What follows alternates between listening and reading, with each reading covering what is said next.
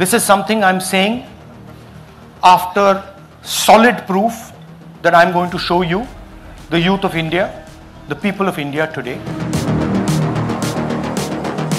that the Chief Election Commissioner of India is protecting the people who have destroyed Indian democracy. ನಮಸ್ಕಾರ ಸ್ನೇಹಿತರೆ, ರಾಜ್ಯದಲ್ಲಿ ಸದ್ದು ಮಾಡ್ತಿರುವ ಪ್ರಕರಣ ಅಂದರೆ ಅದು ಮತಗಳ್ಳತನದ ಕೇಸ್. ಚುನಾವಣಾ ಆಯೋಗದ ಮೇಲೆ ರಾಹುಲ್ ಗಾಂಧಿ ಅವರು ನೇರವಾಗಿ ಒಂದು ಆರೋಪವನ್ನು ಮಾಡಿದ್ದಾರೆ. ಆಳಂದ ಕ್ಷೇತ್ರದಲ್ಲಿ 6018 ಮತಗಳನ್ನು ಡಿಲೀಟ್ ಮಾಡಿಸೋ ಯತ್ನ ನಡೆದಿದೆ. ಅದು ಕಾಂಗ್ರೆಸ್ಗೆ ಸೇರಿದ್ದ ಮತಗಳನ್ನೇ ಅನ್ನೋದು ರಾಹುಲ್ ಗಾಂಧಿ ಅವರ ಆರೋಪ. ಅದಕ್ಕೆ ಬೇಕಾದ ಎಲ್ಲ ಸಾಕ್ಷಿಗಳನ್ನು ಕೂಡ ರಾಹುಲ್ ಗಾಂಧಿ ಕೊಟ್ಟಿದ್ದಾರೆ. ಗುರುವಾರ ನಡೆಸಿದ ಪ್ರೆಸ್ ಮೀಟ್ನಲ್ಲಿ ಯಾರನ್ನ ವೋಟರ್ ಲಿಸ್ಟ್ನಿಂದ ಡಿಲೀಟ್ ಮಾಡಿಸಲು ಯತ್ನಿಸಲಾಗಿದೆ, ಫೇಕ್ ಆಗಿ ಯಾವ ನಂಬರ್ನಿಂದ ಡಿಲೀಟ್ ಮಾಡಿಸಲಾಗಿದೆ ಅನ್ನೋದನ್ನು Rahul Gandhi pin to pin ಡೇಟಾವನ್ನು ಕೊಟ್ಟಿದ್ದಾರೆ.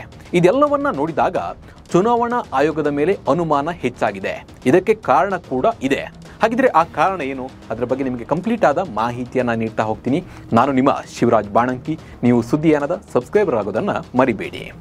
I am also going to show you the method by which votes are being added and deleted, and I'm going to show you how they are done, how that is done.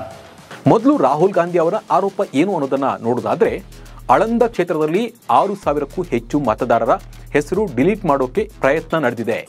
6018 ಮತದಾರರ ಡಿಲೀಟ್ಗೆ online ಮೂಲಕ ಅರ್ಜಿಯನ್ನು ಸಲ್ಲಿಸಲಾಗಿತ್ತು. ಅದು fake login ಐಡಿಗಳನ್ನು ಬಳಸಿ ಮತದಾರರ ಡಿಲೀಟ್ಗೆ ಯತ್ನಿಸಲಾಗಿದೆ ಅನ್ನೋದು. ಕಾಂಗ್ರೆಸ್ ಪ್ರಬಲವಾಗಿರುವ ಕ್ಷೇತ್ರದಲ್ಲಿ ಕಾಂಗ್ರೆಸ್ ಕಡೆ ಇರೋ ಮತದಾರರನ್ನ ಡಿಲೀಟ್ ಮಾಡಿಸಲು ಯತ್ನಿಸಲಾಗಿದೆ ಅನ್ನೋದು ರಾಹುಲ್ ಗಾಂಧಿ ಅವರ ಆರೋಪ. ಇದರ ಹಿಂದೆ ಬೇರೆ ಏನು ಕೈವಾಡ ಇದೆ, ಇದಕ್ಕೆ ಚುನಾವಣಾ ಆಯೋಗದ ಸಪೋರ್ಟ್ ಕೂಡ ಇದೆ ಅನ್ನೋದು ರಾಹುಲ್ ಗಾಂಧಿ ಮಾಡ್ತಾ ಇರುವ ಒಂದು ಆರೋಪ. ರಾಹುಲ್ ಗಾಂಧಿ ಇದಕ್ಕೆ ಕೆಲವೊಂದು ಸಾಕ್ಷಿಗಳನ್ನು ಕೂಡ ಕೊಟ್ಟಿದ್ದಾರೆ. ಬಟ್ ಈ ವಿಷಯದಲ್ಲಿ ಎಲೆಕ್ಷನ್ ಕಮಿಷನ್ ನಡೆ ಸಾಕಷ್ಟು ಅನುಮಾನಕ್ಕೆ ಕಾರಣವಾಗಿದೆ. ಇದಕ್ಕೆ ಚುನಾವಣಾ ಆಯೋಗ ಏನು ಹೇಳಿದೆ ಅಂದ್ರೆ, 2023ರಲ್ಲಿ ಎಲೆಕ್ಷನ್ನಲ್ಲಿ ಕಾಂಗ್ರೆಸ್ ಗೆದ್ದಿದೆ. ರಾಹುಲ್ ಗಾಂಧಿ ಆರೋಪಕ್ಕೆ ಆಧಾರಗಳೇ ಇಲ್ಲ.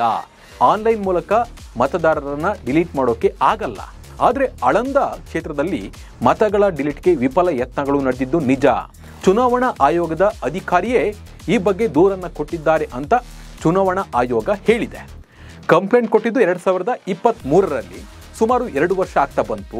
ಆಮೇಲೆ ಏನಾಯಿತು ಅನ್ನೋದನ್ನ ಎಲೆಕ್ಷನ್ ಕಮಿಷನ್ ಹೇಳೇ ಇಲ್ಲ. CIDಯಲ್ಲಿ FIR ಆಯಿತು. ಯಾಕೆ ಎಲೆಕ್ಷನ್ ಕಮಿಷನ್ CID ತನಿಖೆಗೆ ಸಹಕರಿಸ್ತಿಲ್ಲ ಅನ್ನೋದು ಕೂಡ ಮುಖ್ಯವಾಗುತ್ತೆ. ಇದಕ್ಕೆ ಎಲೆಕ್ಷನ್ ಕಮಿಷನ್ ಉತ್ತರವನ್ನ ಕೊಡಬೇಕು. ಸುಮ್ಮನೆ ರಾಹುಲ್ ಗಾಂಧಿ ಸುಳ್ಳು ಹೇಳಿದ್ರು ಅಂತ ತೇಪೆ ಹಚ್ಚೋ ಕೆಲಸವನ್ನ ಮಾಡಬಾರ್ದು. ಇದೇ ಕೇಸ್ಗೆ ಸಂಬಂಧಪಟ್ಟ ಮಾಹಿತಿ ಕೇಳಿ CID ಚುನಾವಣಾ ಆಯೋಗಕ್ಕೆ ಪತ್ರವನ್ನ ಬರೆದಿದೆ. FIR ದಾಖಲಿಸಿ 18 ತಿಂಗಳಲ್ಲಿ 18 ಪತ್ರ ಬರೆದಿದೆ. ಆದರೆ ಯಾವುದೇ ಪತ್ರಕ್ಕೆ ಚುನಾವಣಾ ಆಯೋಗ ಉತ್ತರವನ್ನ ಕೊಟ್ಟಿಲ್ಲ. ಎಲೆಕ್ಷನ್ ಕಮಿಷನ್ ಇದನ್ನ ಹೇಳಬೇಕು, ನಾವು ಯಾಕೆ ಕೊಟ್ಟಿಲ್ಲ ಅನ್ನೋದು. ಒಂದು ಸಣ್ಣ ಪುಟ್ಟ ಕೇಸ್ ಆಗಿದ್ರೆ ಹೌದಪ್ಪ, ಅದನ್ನ ಅಲ್ಲೇ ಕ್ಲೋಸ್ ಮಾಡಬಹುದಿತ್ತು ಅಂತ. ಬಟ್ ಇದು ಗಂಭೀರವಾದ ಪ್ರಕರಣ. ಇದರಲ್ಲಿ ಯಾಕೆ ಎಲೆಕ್ಷನ್ ಕಮಿಷನ್ ಸೈಲೆಂಟ್ ಆಗಿದೆ ಅನ್ನೋದು ಕೂಡ ಗೊತ್ತಾಗ್ತಾ ಇಲ್ಲ. ಚುನಾವಣಾ ಆಯೋಗ ಯಾಕೆ ಕೊಟ್ಟಿಲ್ಲ IP ಅಡ್ರೆಸ್ OTP ಮಾಹಿತಿ? ಇಲ್ಲಿ ಚುನಾವಣಾ ಆಯೋಗದ ಮೇಲೆ ಅನುಮಾನ ಬರೋದಕ್ಕೆ ಕಾರಣ, CID 18 ಸಲ ಪತ್ರ ಬರೆದು IP ಅಡ್ರೆಸ್ ಮತ್ತು OTP ಮಾಹಿತಿಯನ್ನು ಕೇಳಿದೆ. ಆದರೆ ಆಯೋಗ ಯಾವುದೇ ಮಾಹಿತಿಯನ್ನ ನೀಡಿಲ್ಲ, ಯಾವುದೇ ಉತ್ತರವನ್ನು ಕೂಡ ಕೊಟ್ಟಿಲ್ಲ. ಕೇವಲ FIR ಹಾಕಿ ಕುಳಿತರೆ ಸಾಕಾ? 18 ತಿಂಗಳಲ್ಲಿ IP ಅಡ್ರೆಸ್ OTP ಹೇಗೆ ಕ್ರಿಯೇಟ್ ಆಯಿತು ಅನ್ನೋ ಮಾಹಿತಿ ಕೊಟ್ಟಿದ್ರೆ ಈಗ ಒಂದು ತನಿಖೆ ಪ್ರಗತಿ ಹಂತಕ್ಕೆ ಹೋಗ್ತಾ ಇತ್ತು. ಯಾರು ಮತಗಳನ್ನು ಡಿಲೀಟ್ ಮಾಡಿಸೋಕೆ ಪ್ರಯತ್ನ ಮಾಡಿದ್ದಾರೆ ಅನ್ನೋದು ಕೂಡ ಇಷ್ಟೊತ್ತಿಗೆ ಗೊತ್ತಾಗ್ತಾ ಇತ್ತು. ಕೇವಲ ನಾವು FIR ಮಾಡಿದ್ದೇವೆ ಅಂತ ಹೇಳ್ತಾ ಯಾವುದೇ ಮಾಹಿತಿಯನ್ನು CIDಗೆ ಕೊಡದೆ ಇರೋದನ್ನು ನೋಡಿದರೆ ಎಲೆಕ್ಷನ್ ಕಮಿಷನ್ ಮೇಲೆ ಇಲ್ಲಿ ಅನುಮಾನ ಬರುವಂತೆ ಮಾಡುತ್ತೆ. ರಾಹುಲ್ ಗಾಂಧಿ ಅವರು ಫೋನ್ ನಂಬರನ್ನು ಕೂಡ ಇಲ್ಲಿ ಉಲ್ಲೇಖ ಮಾಡಿದ್ದಾರೆ. ಯಾವ ನಂಬರಿಂದ ಈ ಒಂದು ಅರ್ಜಿಯನ್ನು ಸಲ್ಲಿಸಲಾಯಿತು ಅನ್ನೋದನ್ನು ಕೂಡ ಇಲ್ಲಿ ಉಲ್ಲೇಖ ಮಾಡಿದ್ದಾರೆ. ಅದನ್ನು ಅವರಿಗೆ CIDನೇ ಕೊಟ್ಟಿರುತ್ತೆ. ಇವರ ಹತ್ರ ಫೋನ್ ನಂಬರ್ ಕೂಡ ಇದೆ. ಎಲೆಕ್ಷನ್ ಕಮಿಷನ್ CID ಕೇಳಿದ IP ಅಡ್ರೆಸ್ ಮತ್ತು OTP ನೀಡುವ ಕೆಲಸವನ್ನ ಮಾಡಬೇಕಾಗಿದೆ. ರಾಹುಲ್ ಗಾಂಧಿ ಹೇಳಿದ್ದು ನಿಜವಾಗಬೇಕಾದ್ರೆ IP ಅಡ್ರೆಸ್ ಹಾಗೂ OTP ವಿವರಗಳು ಬೇಕಿದೆ. ಅದನ್ನ ಚುನಾವಣಾ ಆಯೋಗ ನೀಡಿಲ್ಲ ಅನ್ನೋದು ರಾಹುಲ್ ಗಾಂಧಿ ಅವರ ಆರೋಪ. ಒಂದು ವೇಳೆ ಡೇಟಾವನ್ನ ಎಲೆಕ್ಷನ್ ಕಮಿಷನ್ ಈ ಒಂದು OTP ಮತ್ತು IP ಅಡ್ರೆಸ್ ಅನ್ನ ನೀಡಿ ಅದರಿಂದ ಆರೋಪ ಸಾಬೀತು ಆಗದಿದ್ರೆ ರಾಹುಲ್ ಗಾಂಧಿಗೆ ಮುಖಭಂಗ ಆಗೋದು ಪಕ್ಕ.